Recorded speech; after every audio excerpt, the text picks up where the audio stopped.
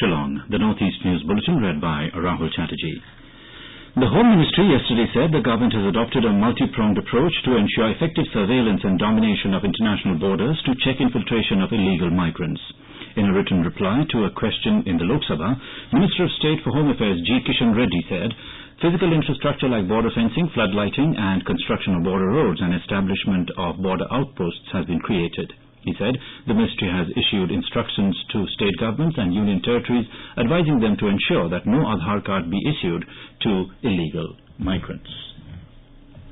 The Supreme Court yesterday dismissed a PIL challenging a law that empowers states like Nagaland to make inner line permit mandatory for entry of people from outside the state. A bench comprising of Chief Justice Ranjan Gogoi and Justices Deepak Gupta and Aniruddha Bose stated that it was not inclined to entertain the matter. BJP member Ashwini Kumar Upadhyay petitioned the court that the Bengal Eastern Frontier Regulation of 1873, which gave the power to prescribe ILP for Indian citizens, was arbitrary and unreasonable.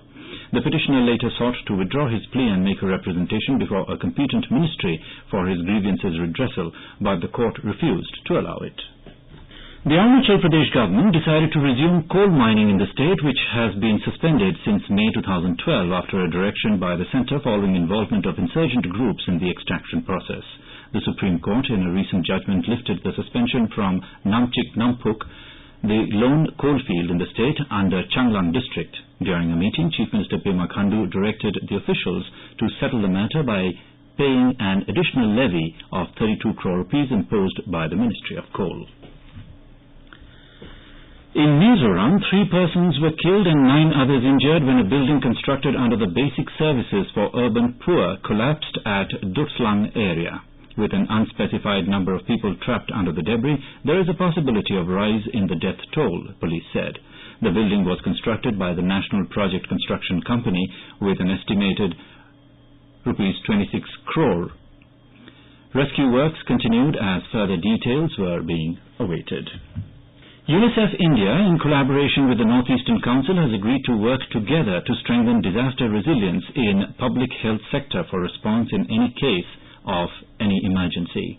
This was decided in a meeting chaired by NEC Secretary Ram Muiga with a team from UNICEF.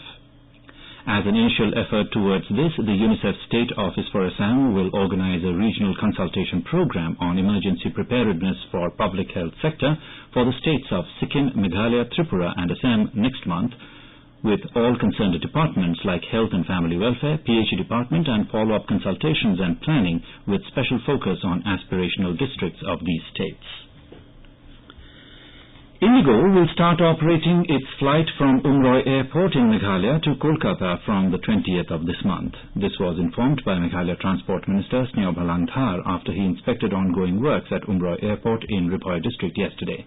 On expansion of the Umroi Airport, Dhar expressed a doubt since huge amount is required to upgrade the airport for landing of big aircraft. A team of railway officials led by R.K. Sharma, Commissioner of Railway Safety of the Northeast Frontier Railway, inspected the newly laid 39-kilometre track from Belonia to Sabroom in Tripura. Railway service to Sabroom, a town near the India-Bangladesh border, would start soon as no technical problem was identified and the entire project will be completed before the December 2019 deadline. And Assam Chief Minister Sarbanand Sonowal yesterday directed the Sports Department to woo more youth towards disciplines where there is greater scope to win medals in international championships. Reviewing a program under the Chief Minister's Samagra Gramya Unnayan Yojana, Sonowal asked the officials to broaden the scope of the scheme on a par with the Prime Minister's Khelo India program. He also asked district sports officers to visit villages to identify and nurture talents with special focus to win medals in national games, Asian Games and Olympics. And with that, we end the Northeast News Bulletin, which came to you from All India Radio, Shillong. Have a nice day.